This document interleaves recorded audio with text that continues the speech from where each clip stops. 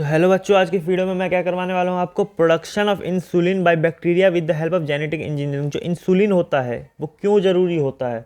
जो शुगर के पेशेंट होते हैं, डायबिटीज़ वाले, उनमें क्या होता है, इंसुलिन जो होता है, इंसुलिन का जो मात्रा होता है वो कम हो जाता है धीरे धीरे, और एक टाइम पे आके बहुत कम हो जाता है। तो इंडिया को जो है इंसुलिन बहुत ही ज़्यादा अमाउंट में चाहिए, क्योंकि इंडिया में डायबिटीज़ के पेशेंट बहुत ज़्यादा है। दुनिया में अगर किसी देश में सबसे ज़्यादा डायबिटीज़ के पेशेंट है तो वो इंडिया में ही है। तो इंसुलिन के बारे में जानेंगे, कैसे ये बनता है लेबोरेटरी में जेनेटिक इंजीनियरिंग के माध्यम से। पूरा बहुत ही बेहतरीन तरीके से समझा दूंगा, और इस वीडियो के बाद किसी तरह का डाउट नहीं रह जाएगा आपको। तो चलो वीडियो शुरू करते हैं। सबसे पहले अगर मैं आपको बताऊं तो इंसुलिन है क्या, तो insulin is a hormone which is released from pancreas. Insulin क्या है? एक हार्मोन है। इंसुलिन इज अ हार्मोन जो कहाँ से रिलीव होता है? पैनक्रियाज से, फ्रॉम पैनक्रियाज। अब पैनक्रियाज क्या है ये भी बता देता हूँ। पैनक्रियाज तो इंसुलिन हार्मोन जो होता है वो केमिकली प्रोटीन होता है और पैनक्रियाज से प्रोड्यूस होता है, ये भी पता होता है। एक प्रोटीन होता है, ये तो आपको पता ही होगा। और पैनक्रियाज कैसा दिखता है? तो पैनक्रियाज दिखता है आपका कुछ इस तरीके से, एकदम डिट्टो तो नहीं बता सकता, लेकिन कुछ आप ऐसे करके कर लीजिए। ये आपका पैनक्रियाज का डायग्राम है। पैनक्रियाज के डायग्राम में अगर मैं बोलूँ तो ये बहुत सारे क्या है, ये क्या है, ये बहुत सारे होंगे ऐसे। इसको कहते हैं आइलेट्स ऑफ लंगरनेस। जैसे कि एक ये हो गया, मैं यहाँ पे ये लेता हूँ और एक ये ले लेता हूँ। इसको क्या बोलेंगे? इसको बोलेंगे islets, IFLETS of Langerhans, LANGERSHANS of Langerhans. अब ये आइलेट्स ऑफ लैंगरनेस क्या करता है? ये कहाँ पाया जाता है आइलेट्स ऑफ लिंगरनेस? ये पैनक्रियाज है। पैनक्रियाज में आइलेट्स ऑफ लिंगरनेस होता है। आइलेट्स ऑफ लिंगरनेस में क्या होता है? Beta cell. और बीटा सेल में क्या होता है? जो बीटा सेल में जो हमारा इंसुलिन बनता है, ये हार्मोन जो है इंसुलिन का वो बनता है। तो मैं लिख दूँ यहाँ पे produce hormone, produce hormone of insulin. ठीक है, इंसुलिन हार्मोन कहाँ पे बनता है? बीटा सेल में हमारा। आइलेट्स ऑफ लिंगरनेस में, पैनक्रियाज में हमारा क्या होता है? इंसुलिन जो है, इंसुलिन हार्मोन वो पैनक्रियाज में बनता है। पैनक्रियाज में क्या है? Islets of Langerhans. Islets of Langerhans में बीटा सेल, और बीटा सेल में हमारा हार्मोन जो है वो प्रोड्यूस होता है। ठीक है, तो अब बात करते हैं ये कि ये इंसुलिन जो है वो बनता कैसे है लेबोरेटरी में, लैब में ये बनता कैसे है, हाउ इंसुलिन इज प्रोड्यूस्ड। तो ध्यान से समझना, बहुत आसान है, बिल्कुल दिमाग नहीं लगाना। जैसे जैसे बताता हूँ वैसे वैसे कर देता हूँ। हम क्या करेंगे, एक हेल्दी बंदे के शरीर से, फॉर एग्जांपल मैं एक हेल्दी बंदा हूँ, मुझे कोई डायबिटीज़ नहीं है, तो एक सेल लूँगा मैं अपना, मतलब जो साइंटिस्ट होंगे वो मेरा सेल निकालेंगे। ठीक है, ये मेरा सेल हो गया। कौन सा सेल? तो पैनक्रियाज में जो सेल है। क्यों? क्योंकि वहाँ पे हमें क्या मिलेगा? मेरा इंसुलिन मिलेगा उन्हें, मेरा इंसुलिन हार्मोन। तो यहाँ पे मैं लिख देता हूँ ये बीटा सेल है, मेरा बीटा सेल निकाला। अब क्या करेंगे, इसको बीटा सेल निकाल लेंगे। कैसे निकालेंगे? काटेंगे। तो काटने के तरीके को क्या कहते हैं? Restriction nucleus. Restriction, RESTRICTION, endonuclease, NUCLEAS, endonuclease. RE कहते हैं इसको। क्या कहते हैं? RE, restriction endonuclease. अब मेरा बीटा सेल जब ये निकाल लेंगे, ये मेरा सेल निकल गया बीटा। ठीक है, तो ये इंसुलिन है। मेरे बीटा सेल में से इंसुलिन जीन निकाल लेंगे। जीन पता है ना क्या होता है? बस, तो इंसुलिन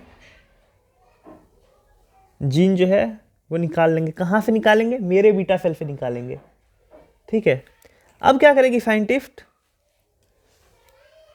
एक बैक्टीरिया लेगी, क्योंकि हम बैक्टीरिया से बनवाएंगे। बैक्टीरिया से क्यों बनवाएंगे हम इंसुलिन जीन? क्योंकि बैक्टीरिया जो होते हैं वो रेप्लिकेट करते रहते हैं, 1 से 2, 2 से 4, 4 से 8, 8 से 16, 8 से 16 से 32 ऐसे होते रहते।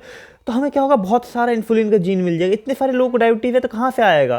तो इसलिए हमने बैक्टीरिया लिया। बैक्टीरिया कोई सा भी बैक्टीरिया ले सकते हैं हम, कोई सा भी, लेकिन जनरली जो यूज़ होता है वो होता है ई कोलाई। तो हमने क्या लिया? E coli.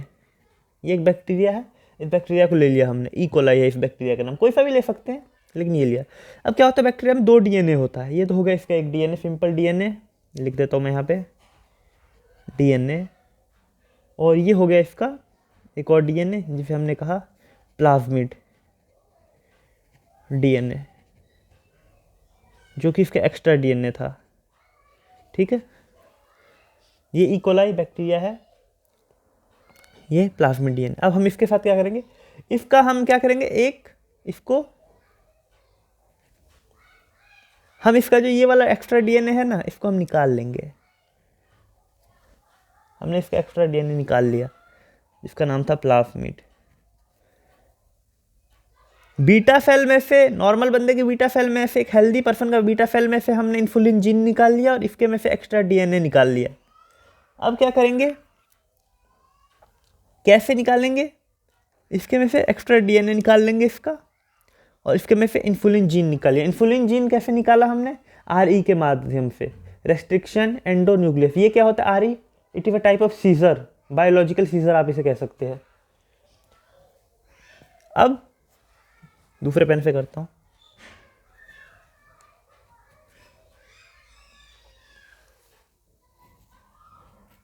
इसको उठाएंगे, इसके सेल को और इसके जीन को।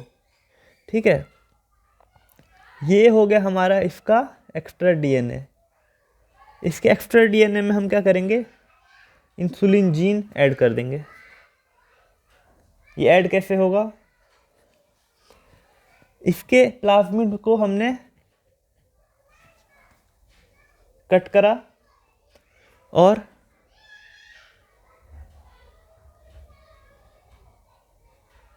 लाइगेज, LIGASE, लाइगेज के माध्यम से इंसुलिन जीन हमने बैक्टीरिया के डीएनए में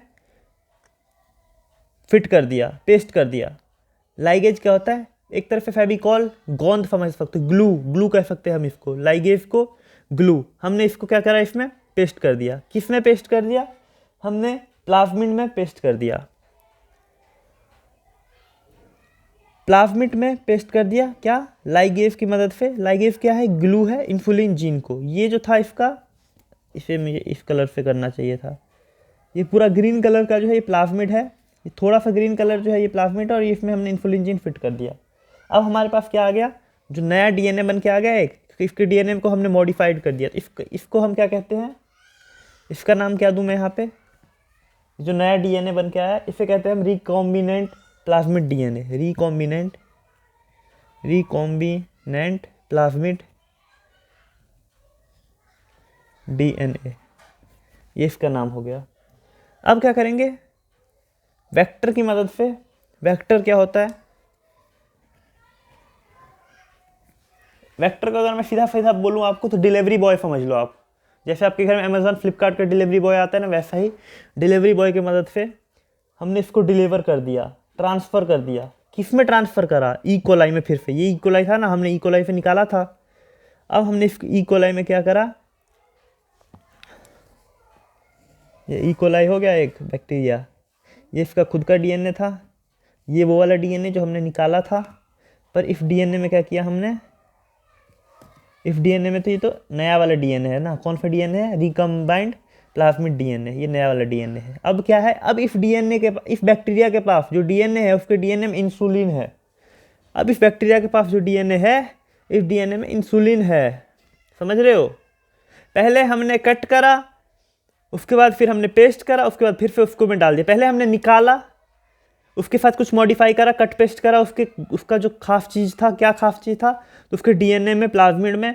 फिर हमने उसको कहा ठीक है तुम जाओ, अब फिर से भेज दिया हमने उस ई कोलाई में। ये क्या है, ई कोलाई, ई कोलाई। कौन सा ई कोलाई है, तो transgenic E coli, transgenic E coli. अब इसको हम, इस बैक्टीरिया को क्या करेंगे, हम अच्छा खाना पीना देंगे, अच्छा न्यूट्रिशन देंगे। तो हम देंगे इसको न्यूट्रिशन, न्यूट्रिएंट मीडियम, अच्छा मीडियम से देंगे। तो क्या होगा, ये रेप्लिकेट करेगा बहुत सारा, तो ग्रो होगा in population, grow in BOP, grow in population. Nutrient देंगे तो क्या होगा, ग्रो होगा, और जब ग्रो हो जाएगा ये बहुत ज़्यादा, बने 2 पे 4, 4 पे 8, 8 पे 16, 16 पे 32, 32 पे 64, ऐसे ही मिलियंस ऑफ बिलियंस में हो जाएगा ये 24 घंटे के अंदर, अरबों खरबों में रेप्लिकेट कर लेगा। तो क्या करेंगे हम, तो हम इससे इंसुलिन निकाल लेंगे, प्रोड्यूस इंसुलिन। कुछ समझे? हमने कौन कौन से वर्ड यहाँ पे पढ़े जो आपको याद रखने हैं? एक है हमारा RE, दूसरा कौन सा है हमारा प्लाज्मिड, लाइगेज, उसके बाद वेक्टर, ट्रांसजेनिक इकोलाई। समझ रहे हो? इकोलाई, ये सब वर्ड आपको याद रखने हैं। कैसे याद रखोगे? मैं याद रखवाऊंगा। RE रेस्ट्रिक्शन एंडोन्यूक्लियस एंजाइम होता है एक तरह का। ये क्या होता है? यूज टू कट DNA और gene. It is also known as molecular scissor, मैंने आपको बताया था। अगला है हमारा लाइगेज, इससे कट करा, इससे पेस्ट करा, टू पेस्ट और ज्वाइंट द DNA या gene. It is also known as molecular glue, गोंद। उसके बाद रिकॉम्बिनेंट प्लाज्मिड या DNA, new combination of gene और DNA। नया वाला जीन निकल के आया हमारा, नया DNA निकल के आया, वो था ये जो कट करके पेस्ट कर दिया ना हमने उसमें, वो था ये। अगला क्या है? वेक्टर। तो वेक्टर क्या होता है? कैरियर और gene DNA to the target, E coli, जिसे मैंने डिलीवरी बॉय कहा था। क्या करता है? करियर करता है, कैरी करता है जीन को और इकोलाई के पास ले जाके फिट कर देता है, तो दे देता है उसको। अगला कौन सा है? Transgenic organism. तो genetically modified organism where a new gene is inserted. Transgenic organism मैंने बताया था आपको, नया मॉडिफाई होके जो आया था ऑर्गेनिज्म, वो इसमें नया जीन डला था, यानी कि नया वाला इकोलाई मैं कह सकता हूँ। अब जान लेते हैं कुछ वेक्टर कैरियर के बारे में, कुछ डिलीवरी बॉय। तो प्लाज्मिड जो है वो किसके लिए होता है, किसको कैरी करता है? GE genetic engineering in bacteria, bacteria को कैरी करता है। एग्रोबैक्टीरियम कौन सा है?